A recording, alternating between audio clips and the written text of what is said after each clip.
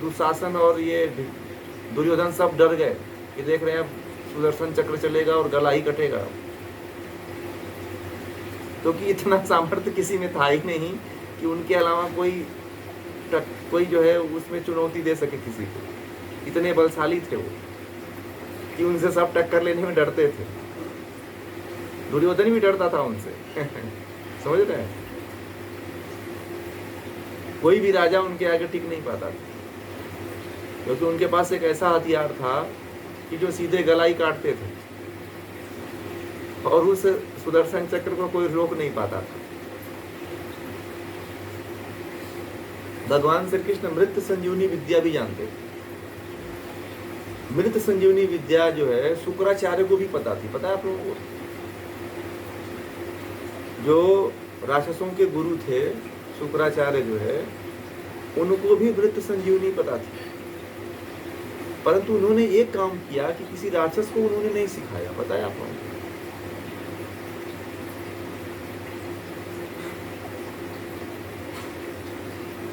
हाँ, मृत संजीवनी विद्या में क्या होता है कि जैसे उत्तरा के गर्भ से भगवान श्री कृष्ण ने, जब पांडवों का वंश समाप्त हो गया था, तो उत्तरा के गर्भ में जो है जो बच्चा था उसको वो अश्वत्थामा घायल मार दिया था, तो वह मर गया था गर्भ में ही। परंतु भगवान श्री कृष्ण ने जो है मृत संजीवनी विद्या के द्वारा जो है उनके गर्भ में से जो बच्चा बाहर निकल गया था उसको भगवान श्री कृष्ण पुनः जीवित किए।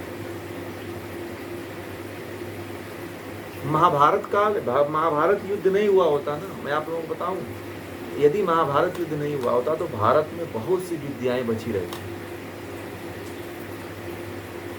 ऐसी ऐसी विद्याएं विलुप्त हो गई जो बहुत क्षति हुई भारत को। सबसे अधिक क्षति हुई है महाभारत से।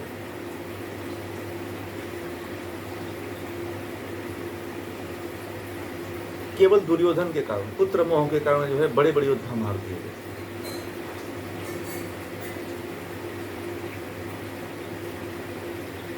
हाँ, अगर कोई मर जाए ना तो उसको भी जीवित कर सकता है।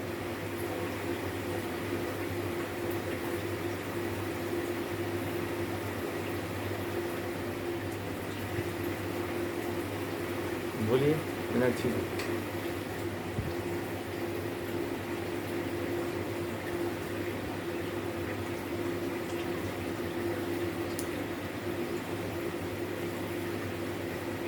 ऐसी ऐसी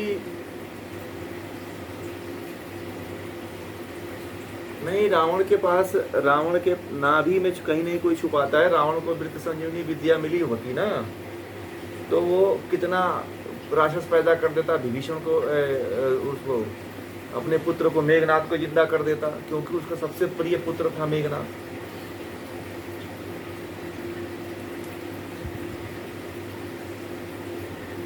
कुंभकर्ण को भी अपने पूरे खानदान को जिंदा कर देता।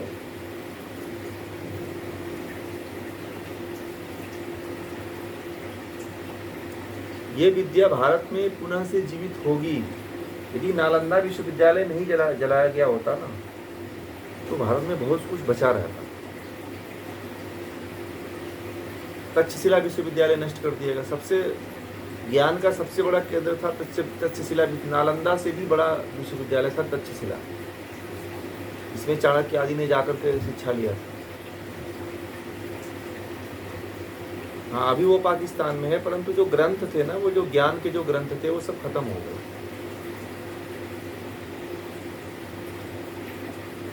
उससे स्टार्ट करने से थोड़ी होगा। वहाँ पे ये सब यही विषय चल रहा है जो हर यूनिवर्सिटियों में चल रहा है, तो कोई मतलब थोड़ी है।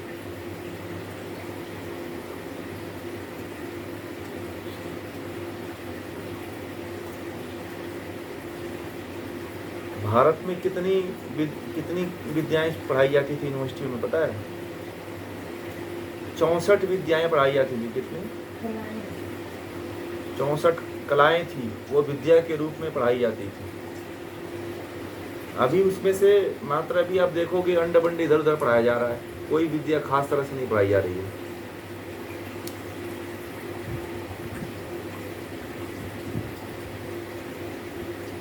भारत का अभी जो चाहिए ना, जो मूल चीज चाहिए, अभी वो पढ़ाई नहीं जा रहा है। भारत की जो इंजीनियरिंग थी ना, वो दुनिया की सबसे टॉप की इंजीनियरिंग थी, पता है आप लोगों को? आज का इंजीनियर, भारत में ऐसे इंजीनियर है ही नहीं, विदेशों से बुलाना पड़ता है। एक पुल बनाना है तो विदेश का जो उसका हेड होगा और जो उसका अध्यक्ष होगा वो विदेश का कोई इंजीनियर होगा, समझ रहे हैं? क्योंकि जो भारत की टेक्नोलॉजी पढ़ाई जाती है, इंजीनियरिंग पढ़ाई जाती है, वो अंग्रेजी में पढ़ाई जाती है। अगर वह हिंदी में पढ़ाई जाए, मातृभाषा में, गुजराती, तेलुगु, कन्नड़, हिंदी, ये सब में पढ़ाया जाए तो आज साइंस बहुत आगे जाता है। परंतु सब इंग्लिश में पढ़ाया जाता है, इसलिए वैसे विद्वान नहीं पैदा हो पाते हैं जैसे पहले के। नल नील दुनिया के सबसे बड़े इंजीनियर थे। नल नील जो थे दुनिया के सबसे बड़े इंजीनियर थे, और कोई भी इंजीनियर उनके बारे में नहीं जानता है। इंजीनियरों के वो सब महा इंजीनियर थे वो। भाई नल नील ने ही तो पुल बनाया था, हनुमान जी थोड़ी बनाए थे पुल।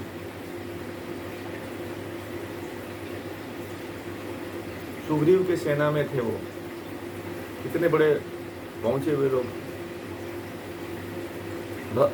भगवान श्री कृष्ण जो है द्वारका में समुद्र तट पे महल बना दिए थे, तो ऐसे थोड़ी बन गया था।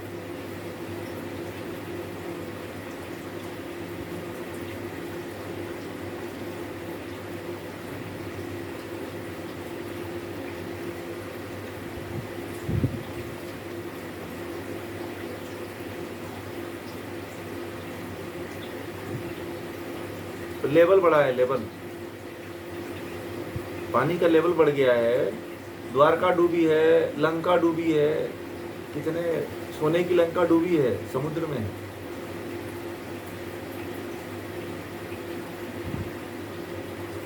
जो लंका है ना वो भी डूबी है।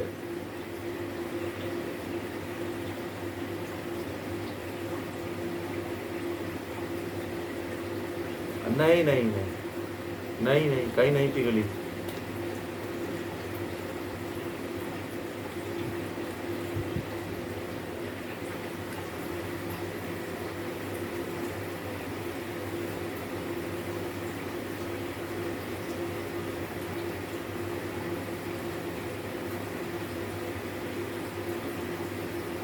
ठीक है ना? तो आप लोग तो समझिए, कल आप लोग जुड़ेंगे, योग दर्शन पढ़ाएंगे कल, उसके बाद से प्रश्न उत्तर का सेशन रहेगा। ठीक है, एक बार ओम का उच्चारण करेंगे तो शांति पाठ।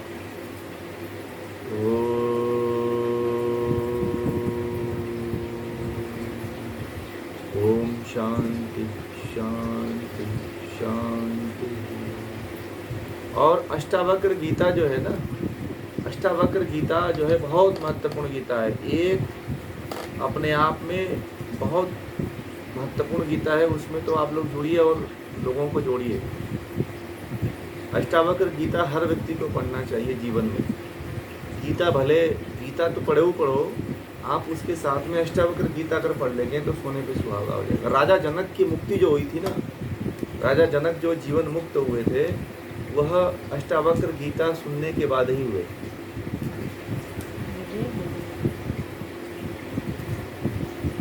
विदेह मुक्त, जीवन मुक्त दोनों हो गए थे।